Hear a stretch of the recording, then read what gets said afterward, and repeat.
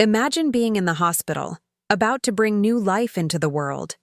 The contractions are getting closer, pain radiating through your body, and all you want is your family by your side. But the chairs next to your bed remain empty. Your parents, who live just 2 hours away, have decided not to come. Then, just 3 weeks later, you see photos on social media of them boarding a plane to travel across the country for your brother's dog's birthday party. This is the reality that Melissa Harrison faced. And today she's sharing her story about family dynamics, painful realizations, and finding strength when those who should support you the most simply don't show up. I'd love to know which corner of the globe you're watching from. And if this story speaks to you, make sure to subscribe. Tomorrow's video is one you absolutely can't miss. I never thought I'd be writing this, but sometimes life hands you moments of such stark clarity that you can't ignore them anymore. My name is Melissa Harrison. I'm 29 years old, married to my college sweetheart Jake, and 7 months ago, we welcomed our daughter Emma into the world. What should have been one of the most supported moments of my life instead became a painful revelation about where I truly stand in my family's hierarchy of importance. Growing up in a small town outside of Portland, Maine, I was always the responsible one. My brother Tyler is 3 years younger, and from childhood, the difference in how our parents treated us was subtle but unmistakable. Tyler was the charming, charismatic one who could talk his way out of anything. I was studious, reliable Melissa who everyone counted on but rarely celebrated. Our parents, Robert and Diane Harrison, ran a successful local real estate business. They worked long hours and expected the same dedication from their children. I delivered, graduating valedictorian and earning a full scholarship to Boston University, where I studied nursing. Tyler took a different path. He dropped out of community college after 1 semester and moved to Los Angeles to find himself. Somehow, this was met with understanding and financial support, while my academic achievements were treated as the expected minimum. Jake and I met during my sophomore year. He was in medical school, and we bonded over late-night study sessions and shared dreams of working in healthcare. After graduation, we moved to Rochester, New York, where Jake started his residency, and I took a position at the regional hospital. We bought a modest house, saved diligently, and after 3 years of marriage, decided we were ready to start a family. The pregnancy wasn't easy. I developed gestational diabetes and had to be closely monitored. Working 12-hour shifts as a nurse while managing my health became increasingly difficult. Jake was supportive, but his residency schedule meant he couldn't always be there for appointments or to help around the house. My mother-in-law Linda offered to visit a few times, driving 3 hours from Buffalo to help prepare meals and get the nursery ready, but she had her own health issues that limited her assistance. Throughout the pregnancy, I called my parents weekly. They seemed interested enough, asking the usual questions about the baby's development and how I was feeling. When I mentioned the complications, my mother would say things like, "Well, women have been having babies forever. You'll get through it." Not exactly the comfort I was hoping for, but I'd grown accustomed to their particular brand of tough love. As my due date approached, I explicitly asked if they would come when I went into labor. Rochester was only a 2-hour drive from their new retirement home in the Finger Lakes region, where they'd moved after selling their business the previous year. "We'll try our best, honey, but you know how your father's back has been acting up." "Long car rides are difficult," my mother explained, "and the doctor said this first baby of yours might take a while to arrive. We don't want to be sitting around a hospital for days." I swallowed my disappointment and tried to understand. They were in their early 60s, and my father had undergone back surgery the year before. Still, I couldn't help but notice they had managed a week-long golf trip to Myrtle Beach just a month earlier. My water broke 3 weeks before my due date. It was a Tuesday afternoon, and I was alone at home, having taken early maternity leave due to the complications. Jake was in the middle of a shift at the hospital and couldn't leave immediately. I called him first, then my parents, then Jake's mother. "It's happening," I told my mother, trying to keep the panic from my voice as contractions began to intensify. Already? But it's not time yet, she replied, sounding more inconvenienced than concerned. The baby has other plans, I managed through gritted teeth. Can you and Dad come? Please? There was a pause. Let me talk to your father and call you back. I packed my hospital bag between contractions, called a rideshare service, and headed to the hospital alone. Jake promised to meet me there as soon as his replacement arrived. Linda started the drive from Buffalo immediately, despite her arthritis flaring up. 2 hours passed. The contractions were coming fast and strong. The nurses were wonderful, but busy. I clutched my phone, waiting for my mother's call back. When it finally came, I could hear my father in the background discussing something about a dinner reservation. "Melissa, we've talked it over," my mother began, her voice carrying that familiar tone of practicality that often masked her emotional distance. "Your father really can't manage the drive right now, and you've got Jake there. You don't need us hovering. You're a nurse, for heaven's sake. You know what's happening better than we do." I felt tears welling up but blinked them back. "Mom, I'm scared. This is my first baby, and she's coming early. I want my mom here." "You'll be fine," she assured me. "Call us when the baby arrives and we'll try to visit in a few weeks, when things settle down." The labor was difficult. Emma arrived after 16 hours, beautiful but small at 5 pounds, 4 ounces. She needed to spend 2 days in the NICU for monitoring. Jake was incredible throughout, holding my hand, advocating for me when I was too exhausted to speak. His mother arrived halfway through the labor and took over documenting everything, making sure someone was always with Emma when Jake needed rest. My parents sent flowers and a small gift basket. The card read, "Congratulations on your new arrival. Looking forward to meeting her soon. Love, Mom and Dad." 3 days after we brought Emma home, I received a video call from my brother Tyler. He was his usual exuberant self, with his golden retriever Baxter photobombing the conversation every few minutes. "Congrats, big sis. How's my little niece?" he asked, genuinely excited.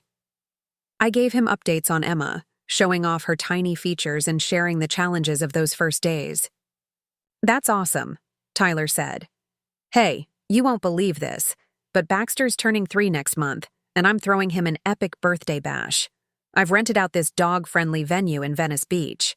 There's going to be a dog bakery making specialized treats, a photographer doing pet portraits, even a doggy ball pit. It's going to be legendary." I smiled tiredly. This was so typically Tyler. Grand gestures for even the most trivial occasions. "Sounds fun. I'm sure Baxter will love it." "Oh, and Mom and Dad are flying out for it," he added casually. "Dad's been wanting to try this new golf course near my place anyway, so they're making a week of it." I felt like I'd been slapped. "Mom and Dad are flying to LA for your dog's birthday party?" "Yeah. They haven't met Baxter yet, and you know how Mom is with her grandpuppy. She sends him presents every Christmas and birthday." I mumbled something about needing to feed Emma and ended the call. Then I sat on my couch, cradling my newborn daughter, and cried silent tears so as not to wake her. 3 weeks after giving birth, after 2 hospital stays for Emma's jaundice and my postpartum complications, after countless sleepless nights and the bone-deep exhaustion that only new parents understand, my mother was sending me daily updates about their preparations for their trip to California. She texted pictures of the dog toys she'd bought for Baxter and asked my opinion on whether the red bandana or the blue one would look better in photos. When I didn't respond with my usual promptness, she called, concerned that something might be wrong with the baby. "Emma's fine," I said flatly. "I'm just tired." "First-time motherhood is always exhausting," she replied. "You'll adjust. Listen, do you think Tyler would like it if we brought those maple candies from Henderson's? You remember how he loved them as a kid?"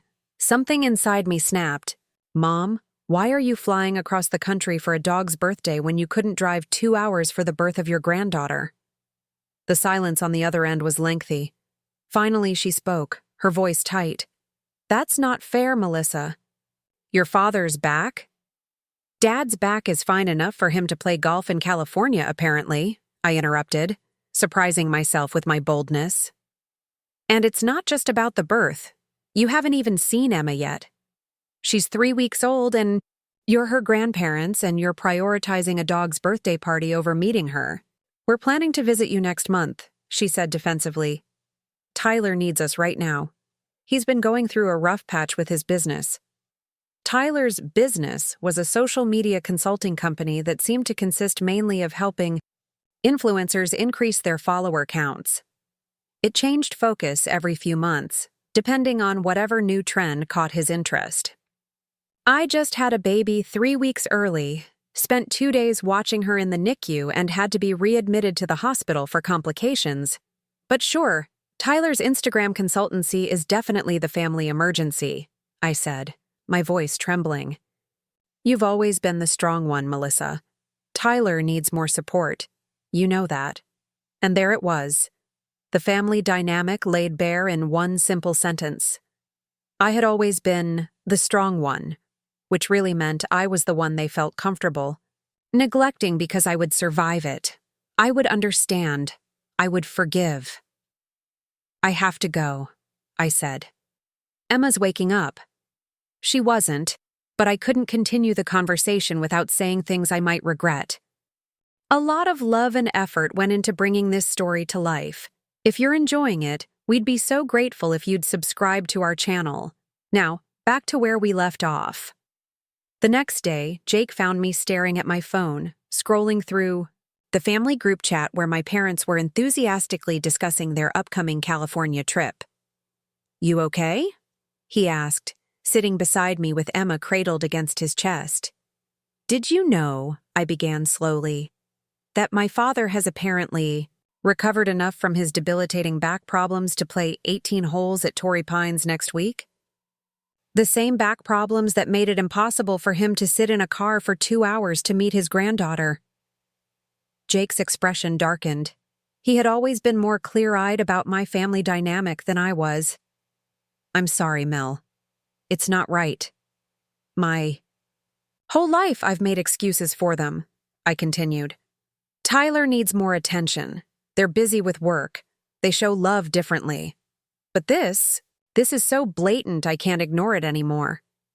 Jake shifted Emma to his other shoulder. "What do you want to do about it?" That was the question, wasn't it? What could I do? They were still my parents. Tyler was still my brother. But something fundamental had shifted inside me. The birth of my daughter had changed my perspective on what family should mean, on what I was willing to accept. Later that evening, as I nursed Emma in the quiet of her nursery, I made a decision. I wouldn't cut my parents off. That wasn't who I was. But I would stop contending for a place of importance I was never going to be granted. I would stop measuring my worth by their attention or approval. Most importantly, I would never let Emma feel the way I had felt growing up, like she had to earn love through achievement or responsibility. The following weekend, my in-laws drove down from Buffalo again. Linda brought a homemade lasagna and spent hours rocking Emma so Jake and I could shower and take brief naps. Mike, my father-in-law, fixed a leaky faucet and assembled the stroller we hadn't had time to put together. They didn't stay at a hotel, but instead slept on our pull-out couch, wanting to be available for night feedings. Before they left, Linda hugged me tightly. "You're doing wonderfully, Melissa. Emma is perfect, and we're so proud of you both." Those simple words of affirmation brought tears to my eyes. This was what family support looked like. This was what Emma deserved, what every child deserved. I decided not to confront my parents when they returned from California. Instead, I began the subtle process of reorganizing my expectations and boundaries. I responded to their messages with polite but brief replies. When they finally scheduled their visit to meet Emma, I made sure Jake's parents were also invited, creating a buffer of genuine warmth to protect my fragile postpartum emotions. When my parents finally visited to meet Emma, 6 weeks after her birth, Their arrival felt more like an obligation than a celebration. They stayed at a nearby hotel rather than our guest room, citing Dad's need for a proper mattress. Each day, they spent a carefully measured 3 hours at our house before retreating, claiming they didn't want to overwhelm us. Mom held Emma with the stiff posture of someone who had forgotten what it felt like to cradle an infant. Dad took the requisite grandparent photos but seemed more interested in discussing the golf courses he'd played in California. Tyler's party for Baxter was quite the event, Mom said on their second day, scrolling through photos on her phone. Over 30 people came, and the local pet magazine even covered it. Tyler's always been so good at bringing people together. Jake caught my eye across the room, his expression a mix of disbelief and protective anger. I gave him a small shake of my head. Confrontation wouldn't change anything. "How nice," I replied neutrally, taking Emma for her feeding. "I'm going to nurse her in the bedroom. Be back in a bit." In the quiet of our room, as Emma nursed contentedly, I thought about what real support looked like. My in-laws texted daily to check on us. My friend Samantha from the hospital dropped off homemade meals twice a week. Even my former college roommate Rachel, who lived in Seattle, had sent a care package with notes to open each week of the first month, each containing something thoughtful for both Emma and me. When I returned to the living room, my parents were discussing their next trip, a cruise through the Mediterranean scheduled for the following month.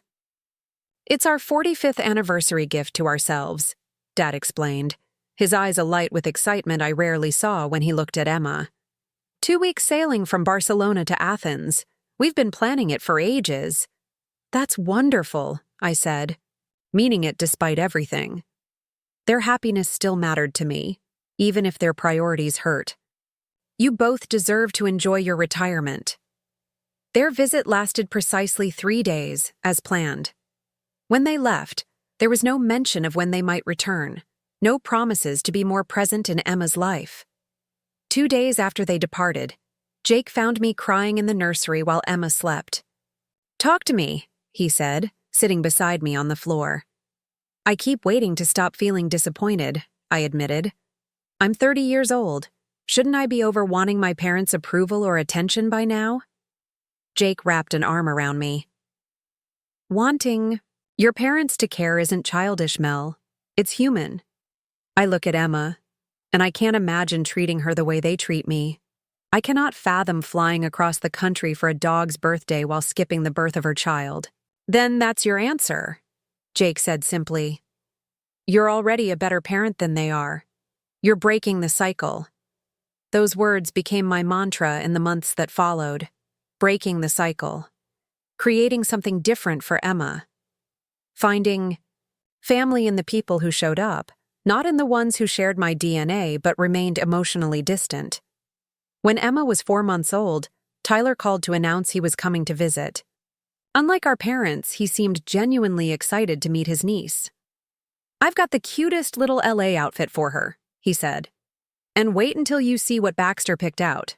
Well, technically I picked it, but we're saying it's from her cousin Baxter."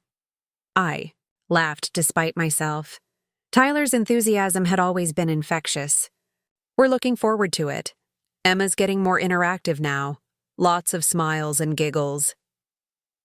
Tyler arrived like a whirlwind, his rental car filled with gifts not just for Emma, but for Jake and me as well.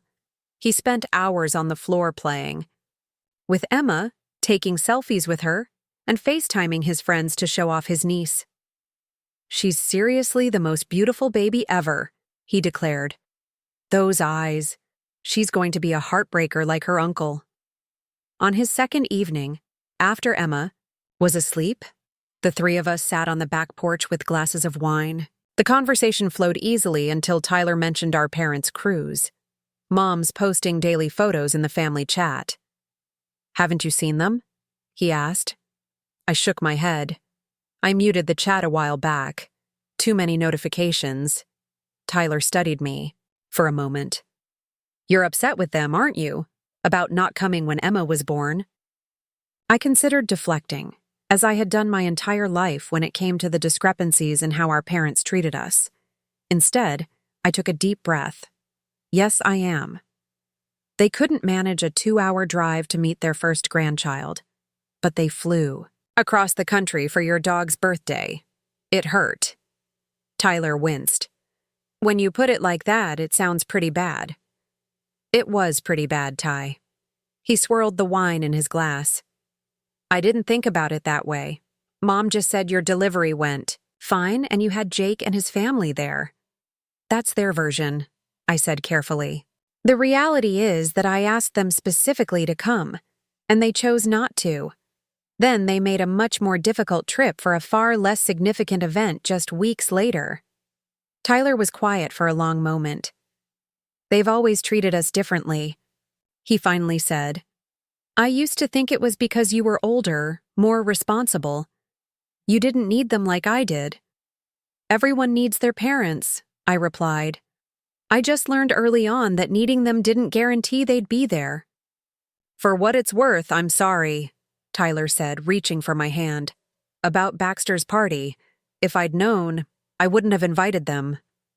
It's not your fault, I assured him. And I'm glad you came to meet Emma. It means a lot. Before Tyler left, he helped Jake set up the video monitor system we'd been struggling with and promised to visit again soon. As we hugged goodbye, he whispered, I'm going to talk to them, Mel. This isn't right. I shook my head. Don't. They won't change and it'll just cause drama. I'm learning to accept who they are and adjust my expectations accordingly. That's mature of you, Tyler said. But also kind of sad. Parenthood has a way of putting things in perspective, I replied, looking down at Emma in my arms. I'm focusing on the family we're creating, not the one I came from. After Tyler's visit, something shifted in our family dynamic. He called more frequently, genuinely interested in Emma's development.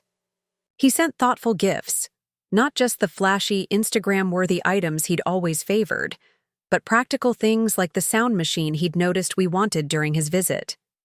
My parents, perhaps sensing the change, began making more efforts as well. Mom started calling weekly instead of waiting for me to initiate contact. Dad sent a handmade wooden rocking horse that he'd apparently crafted in his new woodworking shop. Small gestures, but noticeable ones. When Emma turned 6 months old, we planned a small celebration. Just cake, photos, and family. To my surprise, my parents asked if they could attend. We can drive up for the weekend, Mom said. Your father's back is doing much better with his new physical therapy routine. I hesitated, old wounds still tender. That would be nice, I finally said. Emma changes so quickly. It would be good for you to see her again.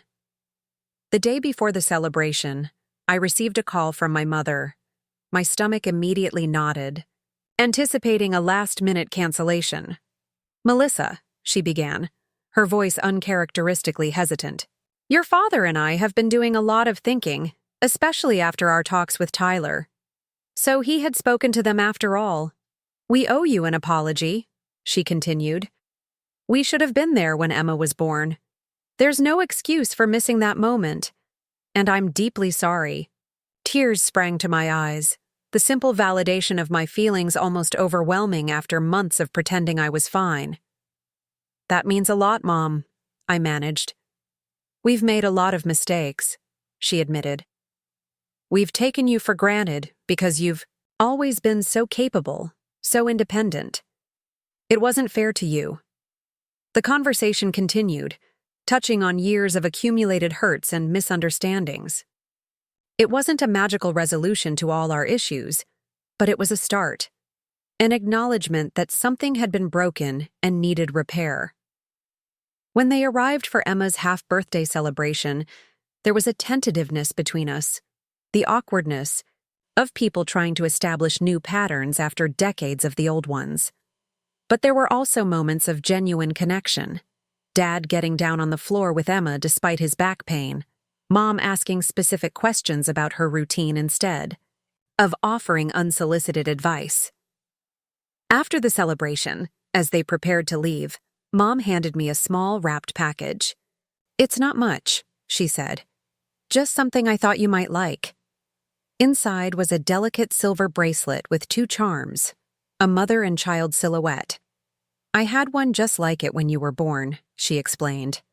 I lost it years ago during a move, but I always treasured it. I wanted you to have your own. I fastened it around my wrist, the weight of it both unfamiliar and right. Thank you. It's perfect.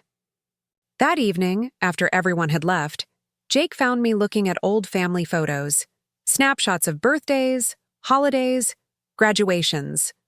Moments where, if you didn't look too closely, we appeared to be a normal, happy family.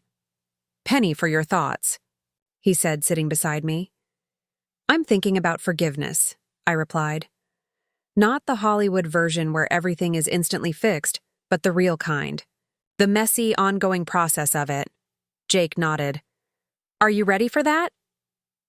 I think so, I said slowly. Not because what they did was okay, but because holding on to the hurt isn't helping me or Emma. They're flawed people who made poor choices. I can acknowledge that while still creating boundaries to protect myself. That's wise, Jake said, and brave. In the months that followed, my relationship with my parents evolved. Sometimes there were steps forward, like when Dad called, specifically to talk to Emma on video chat, making silly faces until she giggled uncontrollably. Other times there were steps back, Mom canceling a planned visit because a friend invited them to her vacation home in Florida. But the critical difference was that I no longer measured my worth by their actions. I had stopped trying to earn what should have been freely given. Instead, I focused on nurturing the relationships that fed my soul and building a network of love and support around Emma. Tyler, surprisingly, became one of my strongest allies. During one of his now regular visits when Emma was approaching her first birthday, he confessed something I hadn't expected. I always knew I was the favorite, he said, as we walked Emma in her stroller through a local park. I used it to my advantage. For years, manipulating them to get what I wanted. It was wrong, and I'm sorry. You were a kid, Ty. We both were just trying to survive in the family dynamic we had. Maybe, he conceded.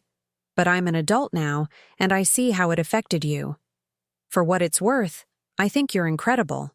You've always been the better person, the more loving sibling. Emma is lucky to have you as her mom. His words healed. Something in me, not the wound from my parents' neglect, but the lingering question of whether my brother had noticed or cared about the disparity between us. As Emma's first birthday approached, we planned a larger celebration. My parents committed to attending, as did Tyler, who promised to leave Baxter at home with a dog sitter this time. This is Emma's day, he insisted when I told him Baxter was welcome. No four-legged distractions. The night before the party, I sat in Emma's room long after she had fallen asleep, watching the gentle rise and fall of her chest. I thought about how much had changed in a year, not just Emma's growth from tiny newborn to curious, babbling almost toddler, but my own evolution as well.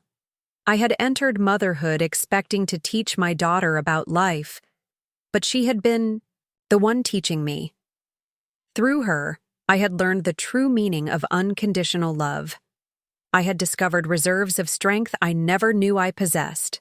Most importantly, I had found the courage to confront painful truths and begin healing old wounds. My parents might never be the grandparents I had once hoped they would be. They might always struggle to show up consistently, to prioritize their grandchild over their own comfort and preferences. But I had learned that family was more than biology. It was found in the people who chose to be present, who demonstrated their love through actions rather than mere words or obligations. As I gently stroked Emma's soft hair, I made her a silent promise to always show up for her, to prioritize her needs while still teaching her healthy boundaries, to make sure she never questioned her place in my heart, the way I had so often questioned mine in my parents' hearts.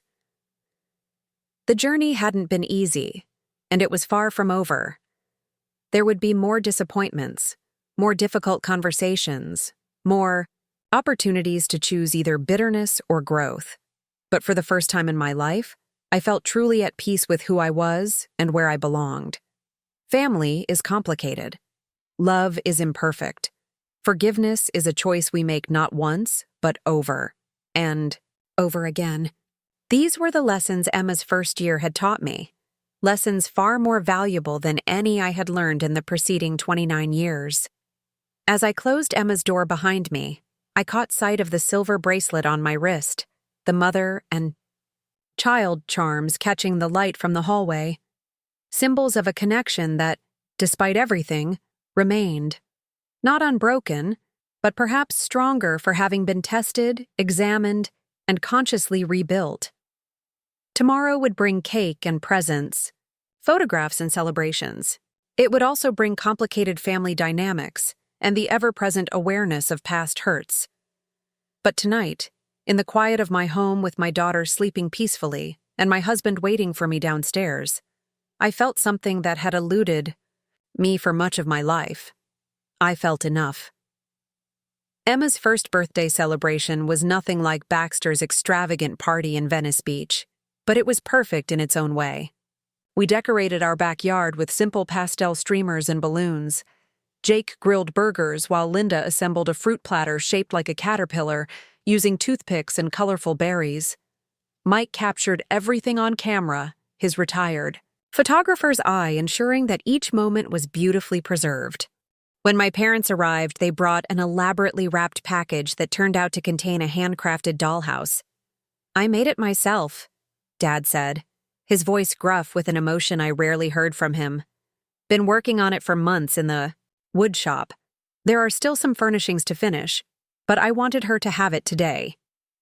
The detail was exquisite: tiny shingles on the roof, working doors with miniature hinges, even wallpaper that Mom had carefully applied to each room.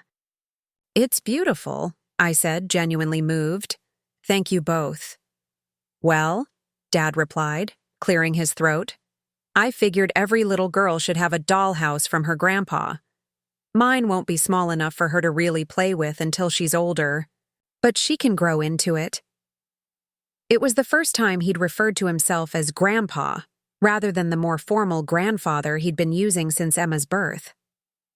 The small shift spoke volumes. Tyler arrived fashionably late, as usual, but his gift was surprisingly thoughtful. A handmade scrapbook documenting Emma's first year, with spaces for photos and milestones. He'd clearly spent time on it, his usual flair for design evident in the layout. "I know I missed a lot of her first year," he explained as Emma examined the book with curious fingers, "but I want to be here for all the rest. Consider this my commitment to being the cool uncle she deserves." As the afternoon progressed, I observed the subtle dynamics of our gathering. My in-laws moved with the easy familiarity of people who had been a regular presence in our home. They knew which cabinet held the napkins, how Emma preferred to be lifted, which toys were current favorites. My parents and Tyler, in contrast, watched carefully before interacting, following Jake's lead, on when to offer Emma food, hesitating before picking her up. They were visitors rather than fixtures in our daily life, but they were trying, and that meant something. After Emma demolished her smash cake, most of it ending up in her hair rather than her mouth, we moved to the living room for gifts. As Emma toddled between admirers, accepting kisses and showing off her new presents, Mom sat beside me on the couch. "You've created a beautiful family," she said quietly. "Jake is a wonderful father." "He is," I agreed. "We're lucky."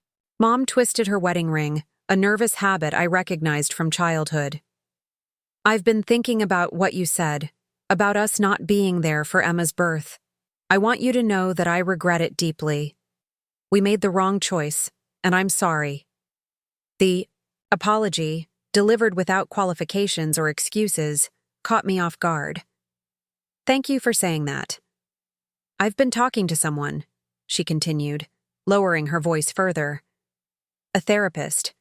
Your father doesn't know. He still thinks therapy is for people with real problems." She sketched air quotes with her fingers.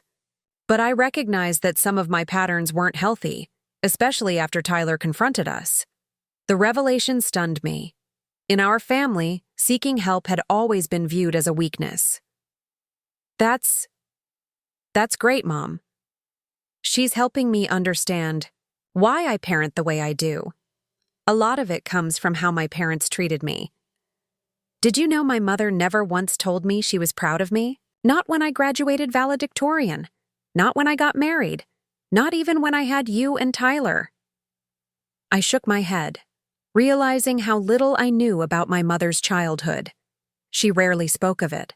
I thought I was doing better than her because I told you both that I was proud when you achieved things, she continued.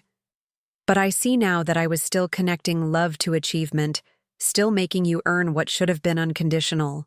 I never wanted to do that. I watched Emma squeal with delight as Jake pretended to be a monster, chasing her in slow motion around the coffee table. The pure joy on both their faces made my chest ache with love. I think, I said carefully, that most parents are just doing the best they can with the tools they have. The important thing is being willing to get new tools when the old ones aren't working. Mom nodded, her eyes following Emma's path around the room. She's so happy, so secure. You've given her that. We're learning as we go, I admitted, making plenty of mistakes. But you show up, Mom said, her voice cracking slightly. That's more than I can say sometimes. I reached for her hand, surprised by the tears threatening to fall. You're here. Now? The moment was interrupted by Emma, who chose that exact time to toddle over with a board book, demanding, Re! Her version of read. Mom lifted her onto her lap with more confidence than she'd shown before, and began narrating the simple story of a caterpillar becoming a butterfly. Watching them together, I felt something shift inside me. Not forgiveness exactly, but acceptance. My mother would never be the kind of grandmother who dropped everything to babysit or knew instinctively what Emma needed, but she was capable of change, of growth. So was I. After the party, when our house had emptied of guests and Emma was sleeping soundly, Jake and I collapsed onto the couch with tired sighs. That went better than expected, he observed. Your mom was really trying. She's seeing a therapist, I told him, still processing the information. Can you believe it? Jake raised an eyebrow. People can surprise you. I just never thought she'd be willing to examine herself that way. In my family, we don't talk about feelings or admit mistakes. Apparently that's changing, Jake said. Your dad seemed different too, less formal. I nodded, remembering how Dad had gotten down on the floor to show Emma how the dollhouse doors opened, unconcerned about his designer khakis or his supposedly delicate back. Tyler said they've been making more effort since his talks with them. I wonder what he said that got through to them when nothing I ever said did. Jake considered this. Maybe it wasn't what he said, but the fact that he was the one saying it. They're used to you accommodating their behavior, but Tyler calling them out probably shocked them. There was truth in that. My role had always been the peacemaker, the one who understood, the one who didn't make waves. Tyler challenging our parents would have been unexpected enough to make them pay attention. Whatever the reason, I'm grateful, I said. Not because I need their approval anymore, but because Emma deserves to know her grandparents, all of them. Over the next 6 months, small changes accumulated into a noticeable shift in our family dynamics. Mom called regularly, genuinely interested in Emma's development. Dad sent videos of himself completing projects in his workshop, addressed to my favorite granddaughter, acknowledging the joke since Emma was his only grandchild. Most surprisingly, my parents began to make unplanned visits. They would call on Friday morning to see if they could drive up for Saturday brunch. No special occasion needed, just a desire to spend time with us. During one such visit, when Emma was 18 months old, Dad helped Jake install a swing set in our backyard while Mom and I watched Emma splash in her kiddie pool. We're thinking about looking at houses in the area, Mom mentioned casually. Nothing too close. We value our independence. But maybe within a half-hour drive instead of 2 hours away. I tried to hide my shock, Really? What about the lake house? You love it there. Mom shrugged. It's beautiful, but it's also isolated. And there's nothing there that matters as much as being able to watch this little one grow up. She gestured toward Emma, who was dumping a bucket of water over her own head, shrieking with laughter. You'd move to be closer to us? I clarified, still disbelieving. Is that so hard to imagine? Mom asked, a hint of defensiveness in her tone. I considered lying, but honesty felt more important. Honestly? Yes. You and Dad have always prioritized your independence and lifestyle. It's just unexpected.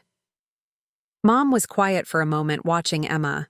My therapist calls it earning back trust. She says when you've consistently disappointed someone, you have to consistently show up before they'll believe you've changed. That makes sense to me. Her candor disarmed me. It does to me, too. We won't move unless you're comfortable with it, she added. We understand that we haven't earned the right to assume our presence would be welcome. The old Melissa would have immediately reassured her, smoothing over any awkwardness. The new one took a moment to check in with her authentic feelings. I think it could be really good for Emma, I said finally, and for all of us. Just, let's take it slowly. 2 weeks later, Tyler called with his own news. I'm moving back east, he announced without preamble. I got offered a partnership in a digital marketing firm in Boston. It's legitimate work, Mel, not just helping influencers pick filters for their selfies. That's wonderful, Ty. But what about your life in LA? Your friends? Your apartment? It was time for a change, he said, his voice more serious than I was accustomed to hearing. The LA scene was getting old. Everyone's so obsessed with appearances, with who knows who. I want something more substantial. Boston's only 5 hours from us, I noted. We could see each other much more often. That's part of the appeal, Tyler admitted. I want to be a real uncle to Emma, not just the guy who shows up twice a year with expensive gifts. I've been missing out on the important stuff.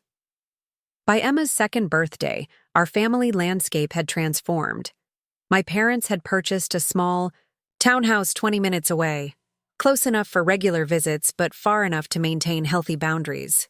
Tyler had settled in Boston and made the drive to Rochester at least once a month, usually bearing thoughtful gifts for Emma and offerings from his favorite bakery for Jake and me.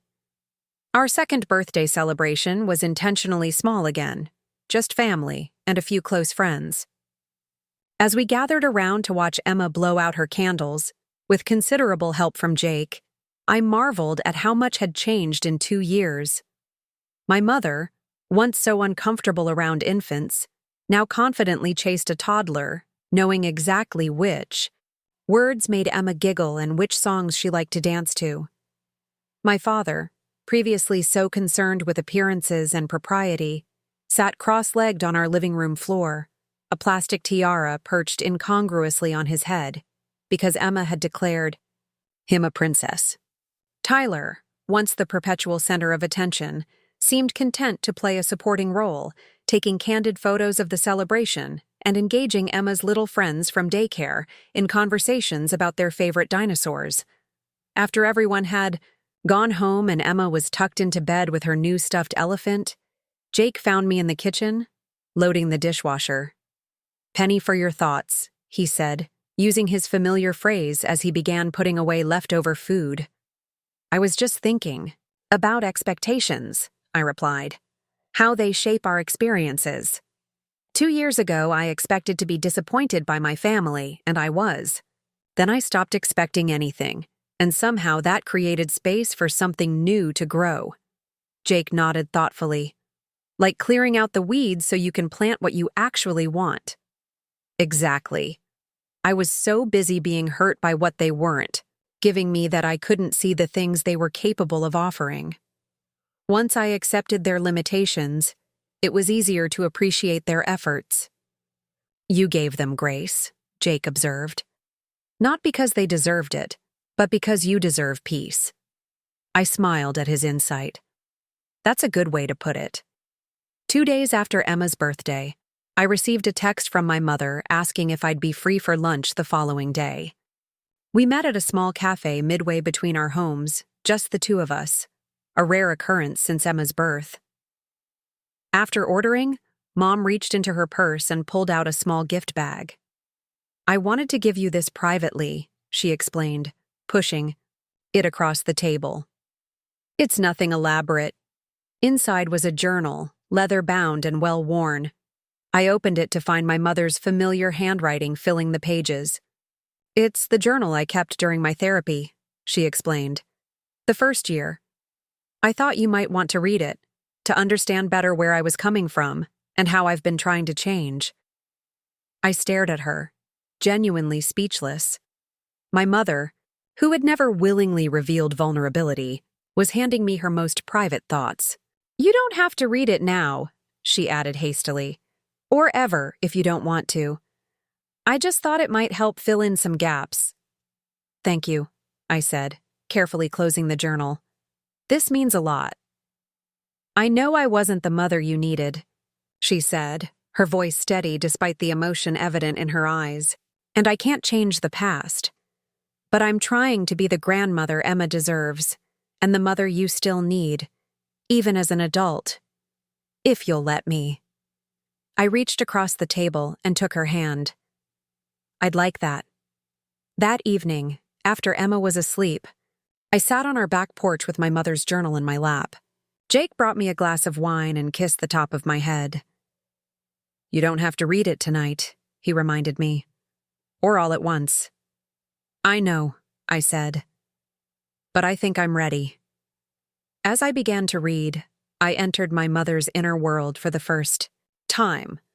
Her fears, her regrets, her struggles to break patterns she'd inherited from her own parents. It wasn't easy reading. There were moments where her perspective on past events differed sharply from my own. Times when her justifications for certain behaviors still felt hollow. But there was also profound honesty, painful self-awareness, and a genuine desire to grow. Most movingly, there was deep love for me and for Emma, complicated by her own insecurities and the emotional walls she'd built over a lifetime. In her final entry, dated just after Emma's first birthday, she had written, "I always thought loving my children meant pushing them to be their best selves. I feared that too much affection, too much attention would spoil them or make them weak. But watching Melissa with Emma has shown me how wrong I was. Her love doesn't weaken Emma. It strengthens her, gives her confidence to explore the world, knowing there's always a safe place to return to. I never gave Melissa or Tyler that assurance. I made them earn every scrap of approval, every moment of attention. No wonder they grew up so differently. Tyler constantly performing for love, Melissa eventually giving up on receiving it at all. My greatest regret is that I can't undo this damage. My greatest hope is that it's not too late to build something new." Reading my mother's journal became a weekend ritual over the next month. I would wait until Emma was napping, make a cup of tea, and sit in the sunroom Jake had built the previous summer. In those quiet moments, I came to understand my mother not just as a parent who had hurt me, but as a woman carrying her own wounds, fighting her own battles. The most surprising revelation wasn't about me at all, but about Tyler. I had always assumed that as the favorite, his childhood had been easier than mine. The journal painted a different picture. "Tyler calls me twice a week, always with some crisis or another," she had written. "He needs constant reassurance, constant validation. Did we do that to him? Did we make him so dependent on our approval by doling it out so unpredictably?" Melissa adapted by becoming self-sufficient, but Tyler went the opposite direction. Neither response was healthy. Understanding my brother's neediness as a wound rather than a personality trait shifted something in our relationship. The next time he called with a minor crisis, his new apartment had water damage and he needed recommendations for contractors. I listened differently. "That sounds really stressful," I said, after he'd detailed the extent of the damage. "Do you need me to help you figure out next steps? Or do you just need to vent?" There was a moment of silence. "Actually, I think I just needed someone to hear how overwhelmed I am. Thanks for asking instead of jumping straight to solutions. Anytime, Ty. That's what sisters are for. As spring turned to summer, Emma grew increasingly verbal and independent. At 2.5, she was a whirlwind of energy, deeply curious about everything from earthworms to how the toaster worked. Jake and I found ourselves constantly amazed by her resilience, her joy, her fierce determination when faced with challenges. One Saturday in July, we invited both sets of grandparents for a backyard barbecue. My parents arrived first, Dad carrying a kiddie pool he'd purchased on the way. "It's supposed to hit 90 today," he explained. "Thought Emma might like to cool off." While Jake and Dad set up the pool, Mom and I prepared food in the kitchen. Through the window, I watched my father kneeling beside the plastic pool, carefully testing the temperature of the water with his elbow like I'd taught him months ago. "He's really embraced being a grandpa," I observed, slicing watermelon. Mom smiled. "He talks about Emma constantly. His golf buddies are sick of hearing about her latest accomplishments." The easy domesticity between us still felt new, but increasingly comfortable. We had found our rhythm, not the mother-daughter relationship I had longed for as a child, but something honest and respectful that worked for the adults we now were. When Jake's parents arrived, there was none of the tension that had marked early gatherings. Instead, Linda immediately asked Mom about her container gardening, something they'd discussed during their last visit. Mike and Dad fell into conversation about woodworking, Dad showing photos of his latest project on his phone. Emma darted between groups of adults, receiving affection and attention from all sides, blissfully unaware of the complicated history that had preceded this peaceful gathering. As we sat down to eat, Jake raised his glass. To family.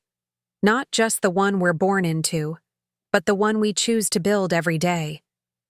The toast resonated in ways Jake couldn't have fully understood, but the meaningful glances exchanged around the table told me I wasn't the only one affected by his words.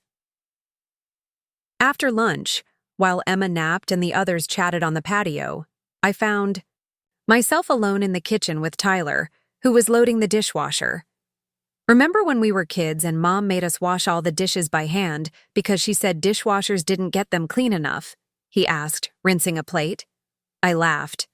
"And now she has the fanciest model on the market with all the special settings." "People can change," Tyler said, his tone suddenly serious.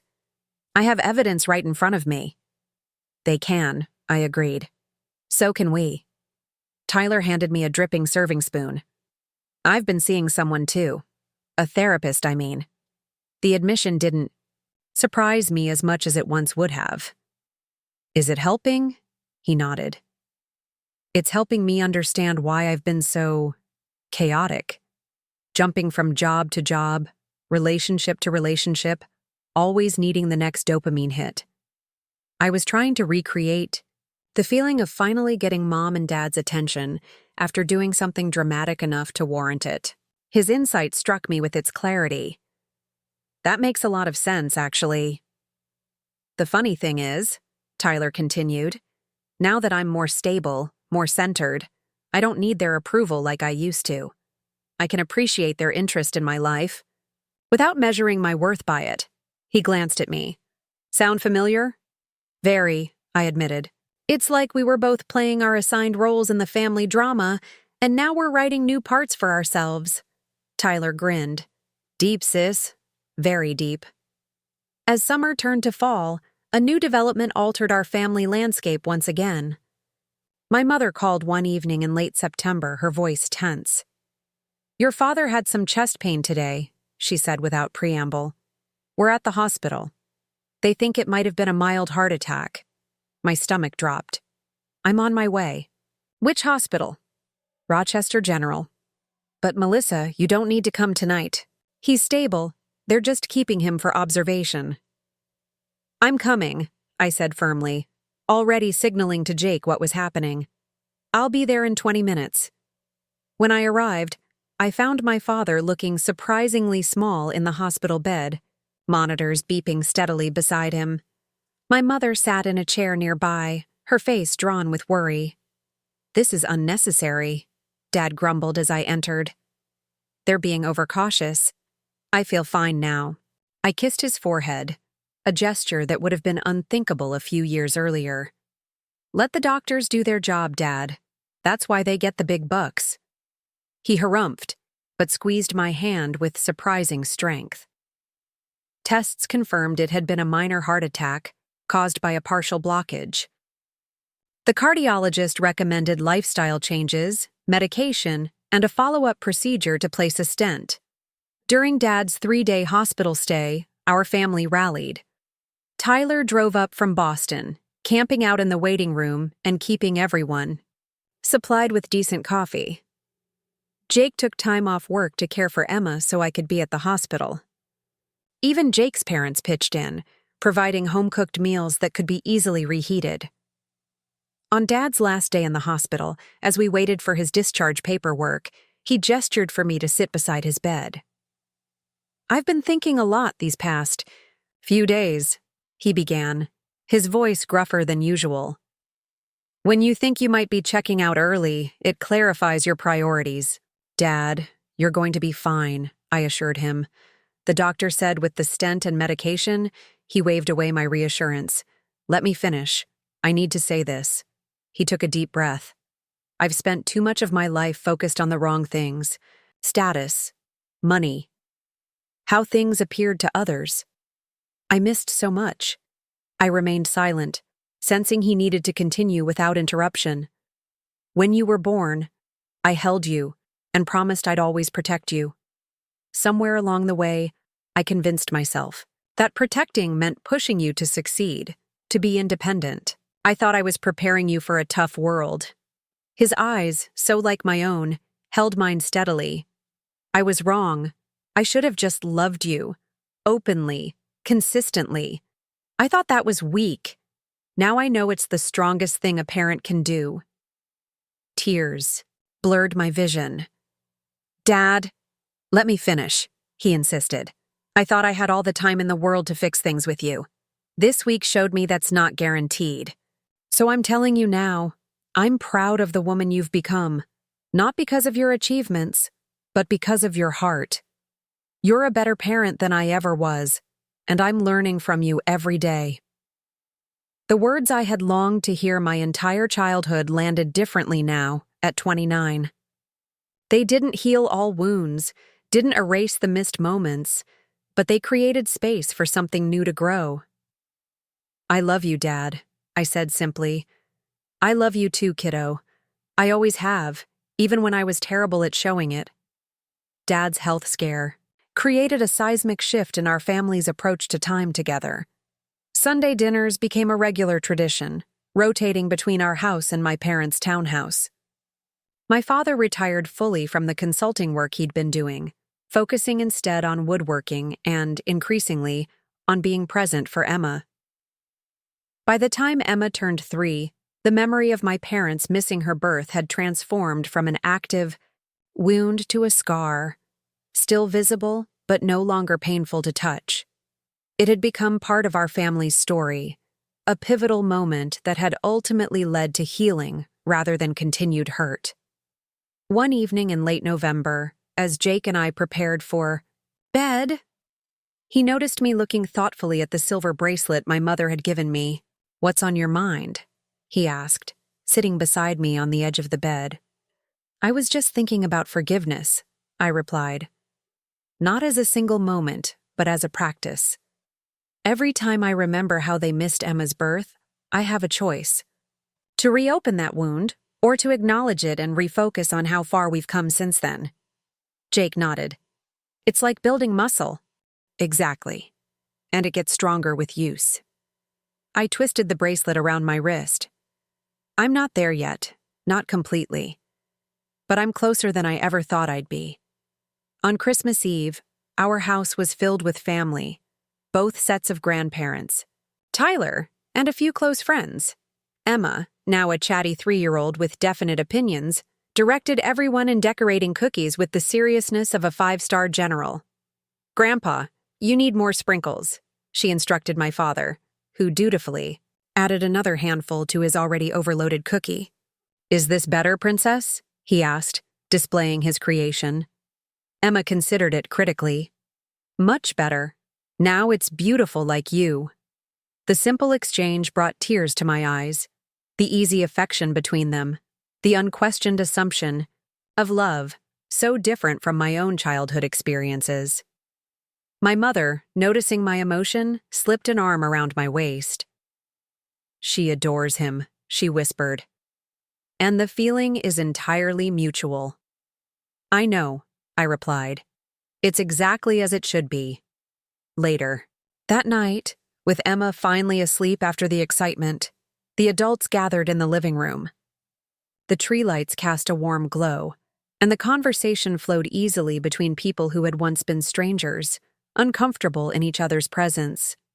I've been thinking about getting a dog, Tyler announced, accepting a mug of eggnog from Jake. Not for the Instagram opportunities, but because my therapist thinks it would be good for me to care for something besides myself. What kind are you considering? Linda asked. A rescue, definitely. Maybe a senior dog that needs a good home for its final years? Dad nodded approvingly. Responsible choice. Though if you get one like Baxter, don't expect us to fly across the country for its birthday. The room went completely silent for a moment, everyone freezing in place. Then Tyler burst out laughing, and I found myself joining in, the tension dissolving in our shared mirth. Too soon? Dad asked, looking slightly abashed. No, I managed through my laughter. It's perfect timing, actually. The ability to joke about what had once been so painful felt like crossing an important threshold. We weren't ignoring the hurt or pretending it hadn't happened. We were acknowledging it, integrating it into our family narrative, and moving forward, The evening wound down and guests began to depart. I found myself in the kitchen with both my mother and Linda, boxing up leftover cookies. I've been meaning to ask you something, Mom said, folding a napkin meticulously. Would you and Jake consider letting Emma stay with us overnight sometimes? We've set up the spare room for her, but I wasn't sure if you thought she was ready. The request touched me deeply. I think she'd love that. She talks about Grandma and Grandpa's house all the time. We'd take good care of her, Mom assured me, a hint of anxiety in her voice. I know you would, I said, meeting her eyes directly. I trust you with her. The words hung in the air between us, their significance clear to us both. Trust, once broken, had been carefully rebuilt. Thank you, Mom whispered. That means everything. When everyone had gone and the house was quiet, Jake and I stood in Emma's doorway, watching our daughter sleep. Her dark curls splayed across the pillow, one arm wrapped tightly around the stuffed elephant Tyler had given her for her birthday. She'll never know what it was like before, I murmured. How close she came to having such a different relationship with my parents. That's a good thing, Jake replied. She'll know them as they are now, not as they were. I leaned against him, drawing strength from his solid presence. Do you think she'll have siblings someday? Jake looked down at me, surprise evident in his expression. Are you thinking about another baby? Maybe, I admitted. Not right away, but eventually.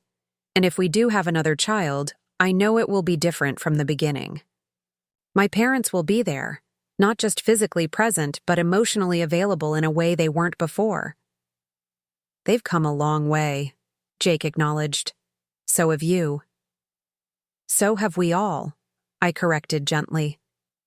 Family healing isn't a solo project, as we closed Emma's door and retreated to our own room. I thought about the journey we had taken over the past 3 years. From the pain of absence to the comfort of presence, from broken expectations to new understandings, from wounded child to empowered parent.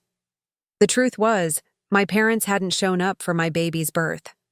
That fact would always be part of our history, unchangeable and irrefutable. But they had shown up in countless ways since then, driven by love, remorse, and a genuine desire to do better. And I had shown up too, not just as a daughter seeking healing, but as a woman standing in her own power, setting boundaries, extending forgiveness when it was earned, and creating a family culture different from the one I had inherited. As I drifted toward sleep that night, I thought about the stories we tell ourselves about our families, about love, about what we deserve. I had spent years believing my story was one of fundamental unworthiness, of love that had to be earned through achievement or perfection. Now I was writing a new story, one of imperfect people loving each other imperfectly but authentically. One where mistakes could be acknowledged, amends could be made, and relationships could be rebuilt, different but perhaps stronger than before. It wasn't the story I had expected. It wasn't a fairy tale of instant resolution or magical transformation. It was messier, more complicated, more human, but it was ours. And in its very imperfection, it had become beautiful. Spring arrived with its promise of renewal, Emma's 4th birthday approaching as quickly as the daffodils pushed through the softening soil. Our lives had settled into a rhythm that once would have seemed impossible. Sunday dinners with my parents, monthly visits from Tyler, and a growing sense of ease in our extended family gatherings. One rainy April afternoon, as Emma and I worked on a puzzle at the dining room table, my phone rang. Seeing my mother's name on the screen, I answered with the casual familiarity that had developed between us. "Hey, Mom." "Melissa." Something in her tone immediately alerted me that this wasn't a routine call. "I need to ask you something important." I moved to the kitchen, keeping Emma in my sight. "What's going on?" "Your father and I have been talking," she began, her voice holding an unfamiliar hesitancy. "We've decided to sell the townhouse." "Oh." I felt a flicker of disappointment. Their proximity had become something I valued more than I had anticipated. "Are you moving back to the lake?" "No," she said quickly. "Actually, we're wondering how you'd feel about us buying the house down the street from you, the Millers' place. They mentioned they're listing it next month, and we happened to be there for their dinner party last weekend." I blinked in surprise. The Millers lived 3 doors down, a lovely older couple whose children had long since moved away. Their colonial-style home sat on a generous lot with mature trees and a fenced backyard, perfect for my parents, but also meant they would be just a short walk away. "That's very close," I managed, my thoughts racing. "Too close?" Mom asked, her perception sharper than it once had been. "We don't want to intrude on your space. We've worked hard to respect your boundaries these past few years." That was undeniably true. My parents had been careful not to overstep, always calling before visiting, never assuming their presence was automatically welcome. "It's not that," I assured her. "I'm just surprised. Why would you want to be so close?" Mom was quiet for a moment. "After your father's heart attack, our priorities shifted. We realized we've spent too much time focusing on lifestyle and not enough on what truly matters. Emma is growing so quickly, and we've already missed too much. And," she hesitated, "if you and Jake decide to have more children, we want to be present from the beginning." The last part caught me off guard. Jake and I had been discussing the possibility of a second child recently, but we hadn't shared those conversations with anyone yet. "We haven't made any decisions about that," I said carefully. "I know. But whatever you decide, we want you to know that we're here. Really here this time. No excuses, no missed moments." The promise in her voice brought unexpected tears to my eyes. "Let me talk to Jake about the house," I said. "But honestly, Mom, I think it could be wonderful." Jake's reaction that evening, after Emma was asleep, surprised me. "I think it's a great idea," he said, loading the dishwasher while I wiped down the counters. "Your parents have proven themselves over the past few years, and having them nearby would be incredible if we have another baby." I raised an eyebrow. "You're not worried about them being too involved, too present?" Jake laughed. 3 years, Ago? Absolutely. But now? They've earned our trust, Mel. They respect our parenting, they follow our lead with Emma, and they've become people I genuinely enjoy spending time with. Plus, he added with a wink, built-in babysitters within walking distance, that's the dream. His easy acceptance settled something in me. I'll call Mom tomorrow. By early summer, my parents had closed on the Miller's house and begun the process of making it their own. Dad converted the formal dining room into a wood shop where he could work on smaller projects. Mom established a vegetable garden in the backyard, enlisting Emma's enthusiastic help with planting tomatoes and strawberries. When these grow big and red, Mom explained as Emma patted soil around a strawberry plant, you can come over anytime and pick them for your breakfast. Emma's face lit up. Every day? Every single day, Mom confirmed, her smile reflecting Emma's excitement. Watching them together, dirt-smudged and happy in the afternoon sun, I felt a completeness I had never expected to find in my relationship with my mother. Later that week, as Emma played with neighborhood children at the park, I found myself sitting beside my father on a bench, both of us watching her navigate the social complexities of preschool friendships. She's so confident, Dad observed. Never hesitate to speak her mind or join in. She knows she's securely loved, I replied. It makes her brave. Dad nodded slowly. You were like that too, at her age. Before what? I prompted when he didn't continue. He sighed, his eyes still on Emma. Before we started making you earn our attention and approval. Before we taught you that love was conditional. The candor of his statement startled me. My father had apologized in various ways over the past few years, but never with such clear-eyed recognition of the specific damage done.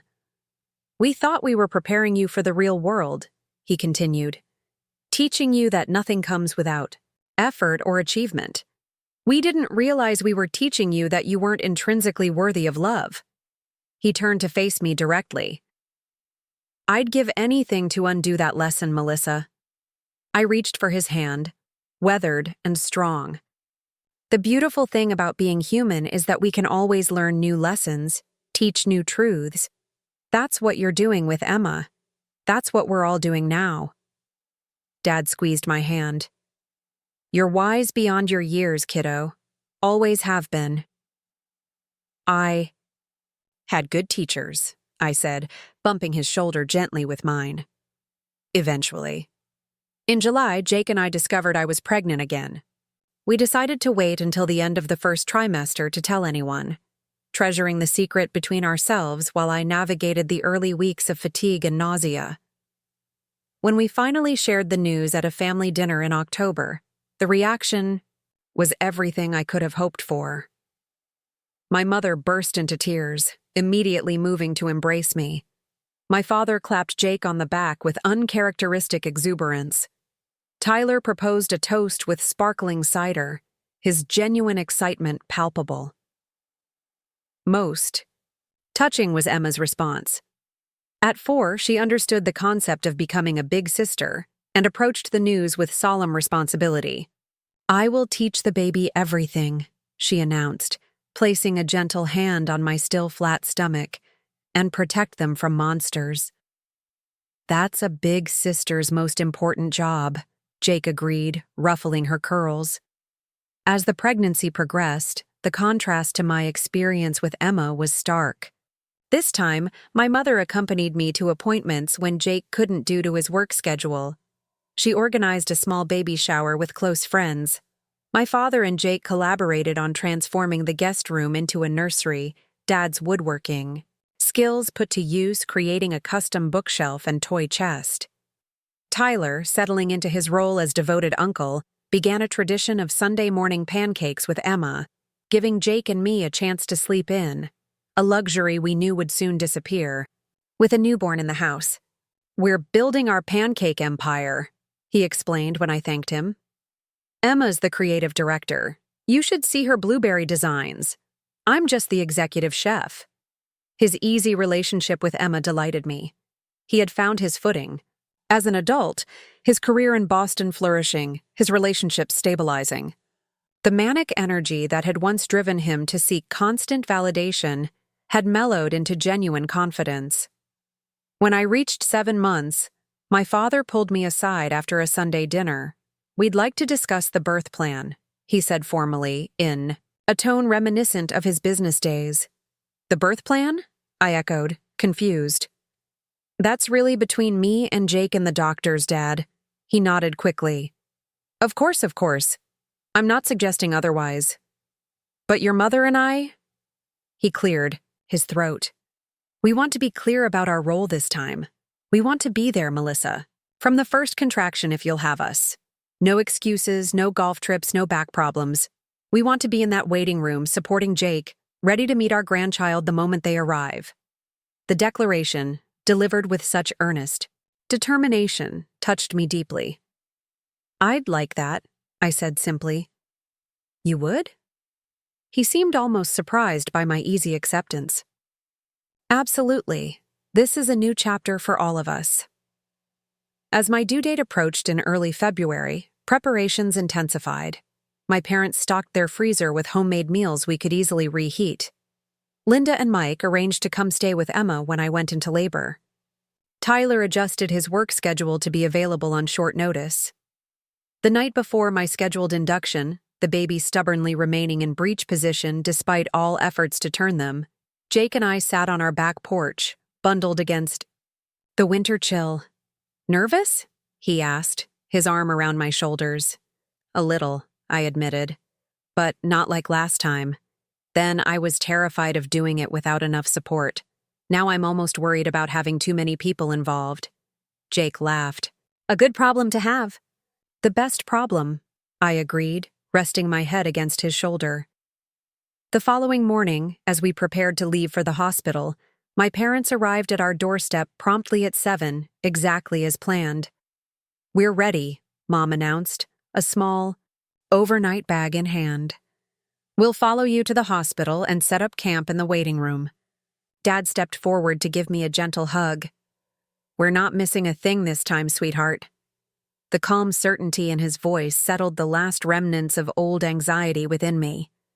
They were here. They would stay. Some wounds heal so completely that the scar itself becomes a mark of pride, proof of survival, of growth, of the body's remarkable ability to repair itself.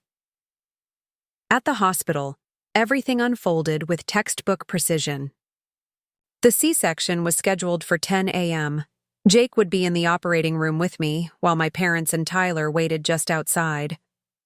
As the nurses prepared me for surgery, my mother came to my bedside for one last moment together. "I have something for you," she said, pressing a small package into my hand.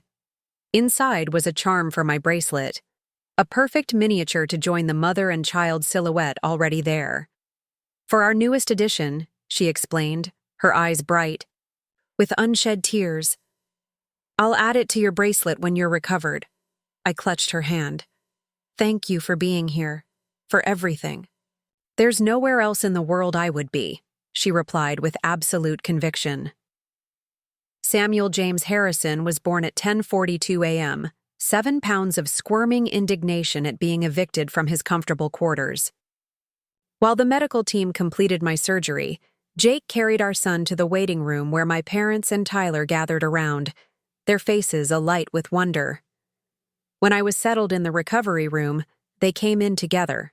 My parents, Tyler, and Jake holding Samuel, Emma bouncing excitedly beside him. "He's perfect," my father pronounced, gently touching Samuel's tiny hand. "He looks like Uncle Tyler," Emma declared, studying her brother's face critically. Tyler beamed. "Poor kid. Let's hope he outgrows that." The easy banter, the comfortable togetherness in that hospital room was everything I had longed for during Emma's birth. Not because it erased what had happened then, but because it proved how completely things could change when everyone committed to doing better, to showing up, to prioritizing love over convenience. In the days that followed, as we adjusted to life with a newborn again, my parents proved their commitment in countless ways. Mom came daily with fresh groceries and stayed to fold laundry or read to Emma. Dad took over school pickups and drop-offs, beaming with pride whenever other parents commented on his adorable granddaughter. Tyler arrived each weekend with coffee for the adults and small, thoughtful gifts for both children, a soft book for Samuel, art supplies for Emma. One evening, about 2 weeks after Samuel's birth, I came downstairs after putting both children to bed to find Jake and my parents sitting in the living room. Photo albums spread across the coffee table. "What's going on here?" I asked, lowering myself carefully onto the couch. "Memory lane," Jake explained. "Your mom brought over some old albums." I peered at the open page. Photos of me as a newborn. My father holding me awkwardly. My mother looking exhausted but proud. "I was thinking," Mom said, touching one of the images gently, "about how differently we approached parenthood then. We were so focused on doing everything right according to the books and experts that we forgot to simply enjoy our babies." Dad nodded. "I was terrified of making mistakes, so I held back, kept a safe emotional distance. Biggest mistake of all. But look at you with Emma and Samuel," I pointed out. "You're naturals." "We had an excellent teacher," Mom replied, her eyes meeting mine. "Watching your parents showed us what we missed, what we could have done differently. You gave us a second chance we didn't deserve." "Everyone deserves a second chance," I said softly, "when they're genuinely trying to do better." That night, after everyone had gone, Jake found me in Samuel's room, watching our son sleep in the soft glow of the nightlight. "They're different people," he observed quietly, slipping an arm around my waist. "Not entirely," I corrected.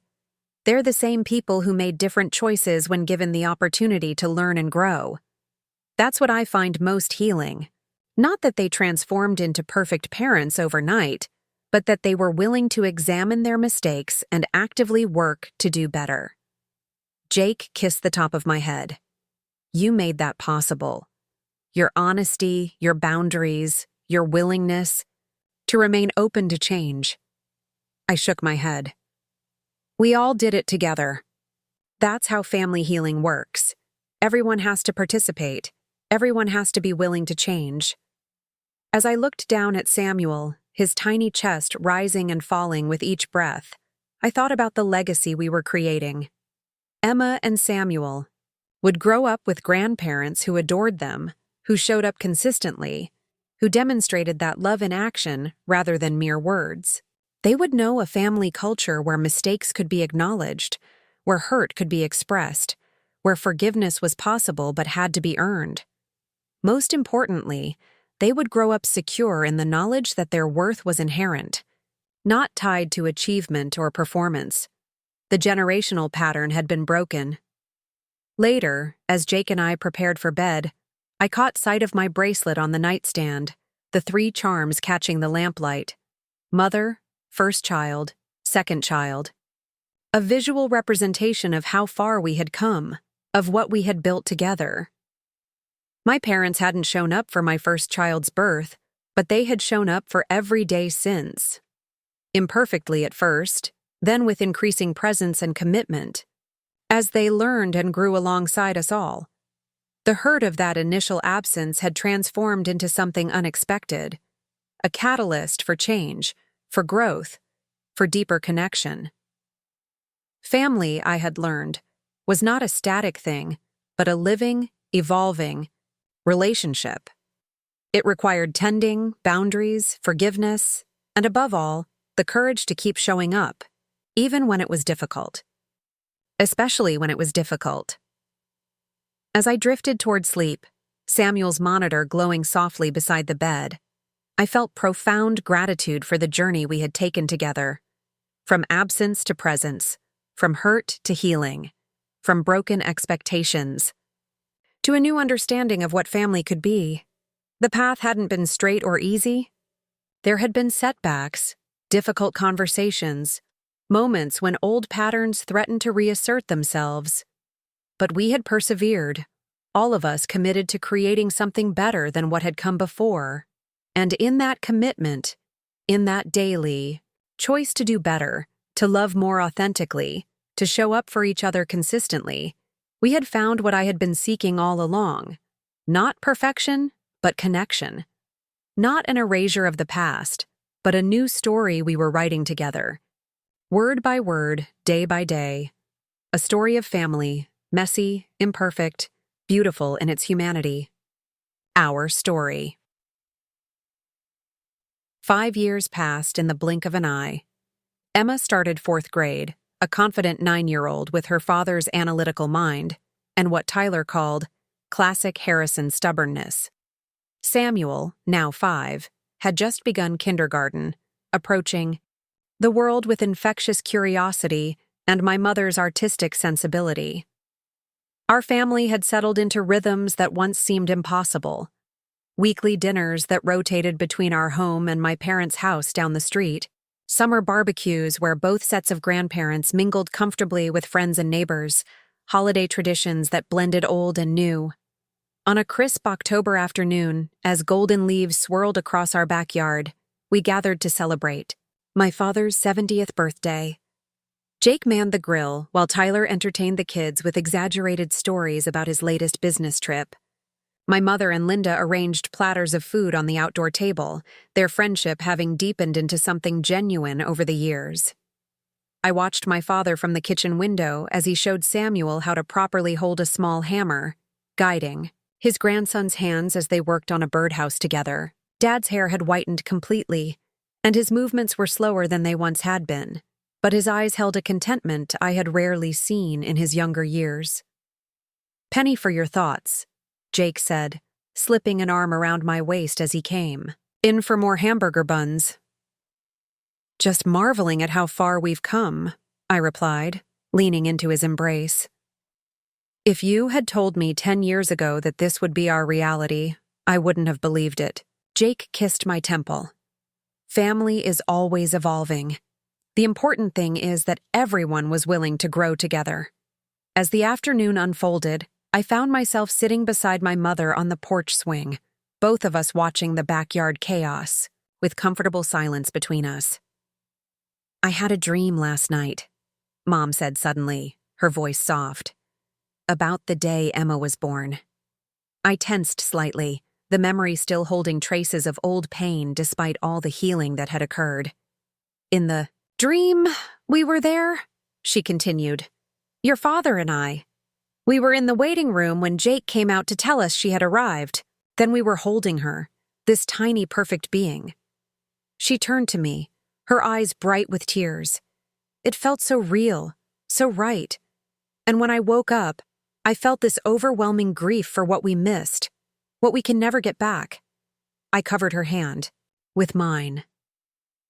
"Mom, no, let me finish," she insisted gently. "I realized something important. We can't change the past, can't rewrite those first chapters. But we've been given the extraordinary gift of being able to write all the rest of the story together. And what a beautiful story it's becoming." Her words settled something in me, a final piece clicking into place.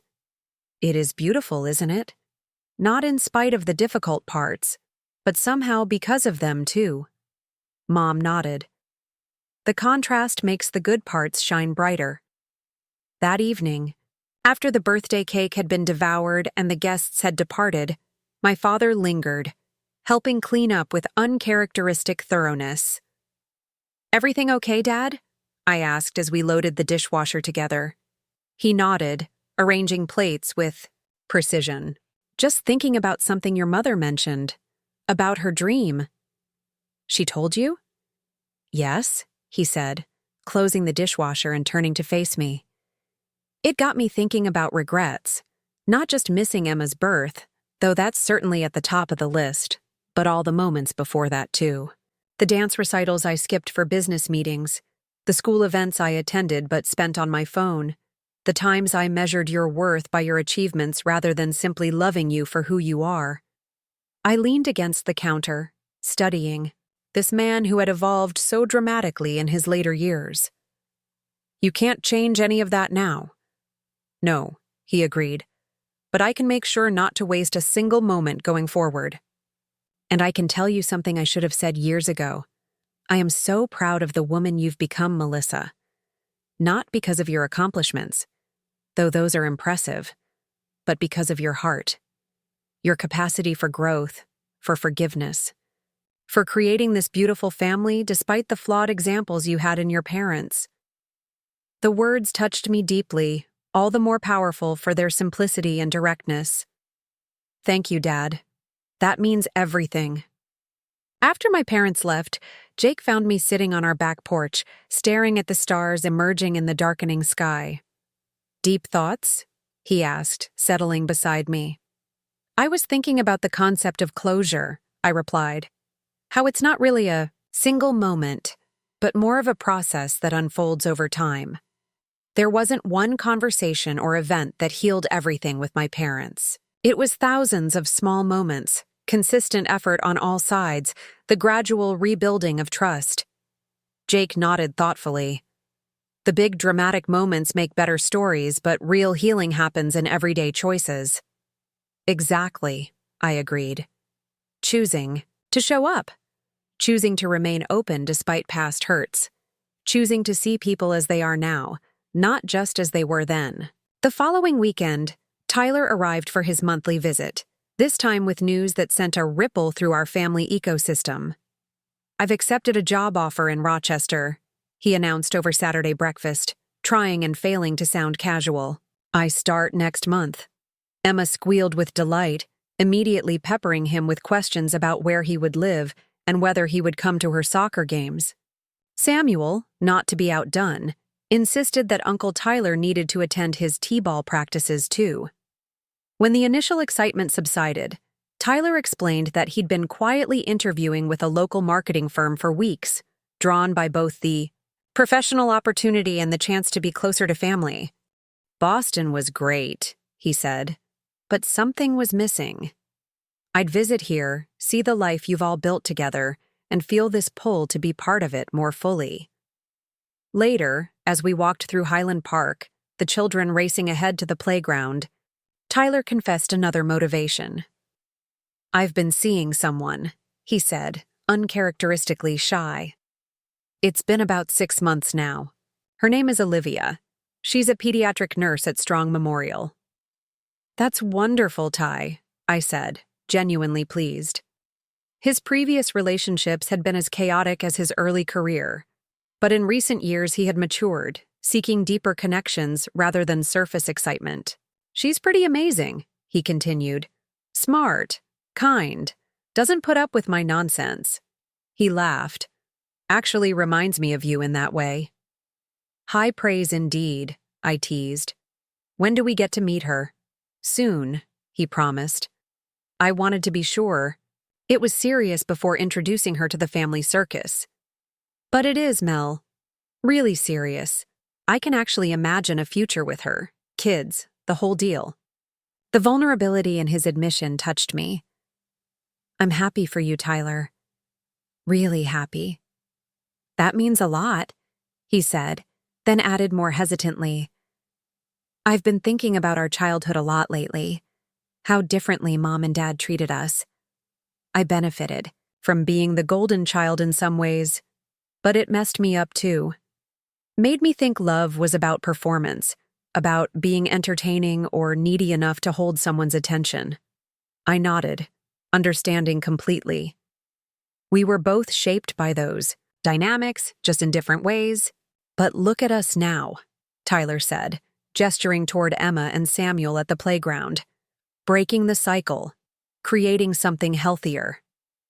That evening, as our extended family gathered for dinner, my parents, Tyler, Jake, the children, and even Jake's parents who had driven down for the weekend, I found myself stepping back mentally, observing the tableau before me.